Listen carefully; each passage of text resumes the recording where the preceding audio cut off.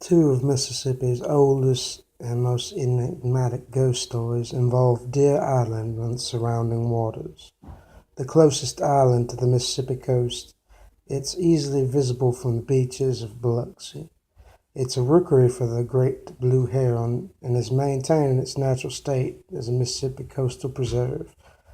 9 different rare and/or endangered species live on this island, interestingly enough. Humans have visited the island for thousands of years. Ancient American Indians came there to hunt, gather food and fish long before Europeans ever arrived. The French arrived in 1717, and by 1905, even an amusement park operated there. Hurricane Camille changed all that, destroying all the man-made structures and forcing the last inhabitants to relocate mainland. The wisdom of the move was demonstrated again in 2005 when Hurricane Katrina flooded the island once again. An artificial reef built since then now helps protect Deer Island from erosion from future hurricanes. However, neither the storms nor the retreat of humans from the island have eliminated the 2 ghost stories that rank among the oldest in the South. Both were first documented in an article published by A.G. Ragusin in 1922. The story of the ghost of Deer Island was then nearly 100 years old. He quoted a Captain Eugene Tibler, who had resided in Biloxi for all of his 78 years, as the authority for the tale of 2 fishermen who were spending the night on the island when they suddenly heard a great shaking and rattling on the beaches. Assuming the noise to be made by animals, the men initially paid no attention, but the longer they tried to ignore the sound, the louder it grew.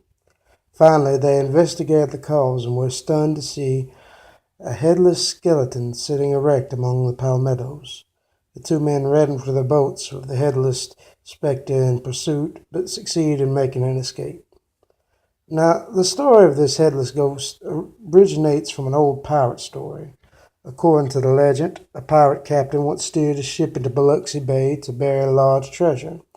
He and his men buried their gold on Deer Island, chopping off the heads of one of their own men and leaving his body behind to guard their ill-gotten gains. More than likely, however, it was over a dispute of ownership for the treasure that led to this murder, but that's lost to history. The apparition of the headless ghost was verified by Ragusin by another Biloxi fisherman who said he had seen it while exploring the island with 2 of his kinsmen.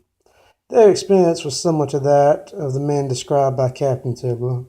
A great rattling of the palmetto bushes preceded by the appearance and terrifying chase of a headless skeleton. Now, the ghost of Deer Island is said to be responsible for mysterious lights and other strange sounds observed on the island to this day. However, the other old Biloxi legend tells of the Firewater Ghost, a supernatural blue light seen moving over the waters of Biloxi Bay long before the invention of the electric light.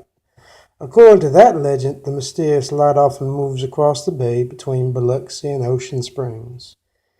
Now, the same Captain Tibler who told the story of the ghost of Deer Island said that he and his brother Louis saw the Firewater Ghost in around 1892 or so. They were rowing a skiff in Back Bay around 2 in the morning when the light suddenly appeared.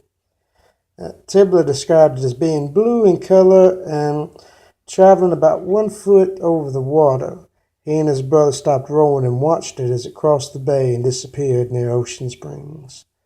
Local legends hold that the Firewater Ghost is a special spectral sentry who patrols the bay with a lantern in his hands.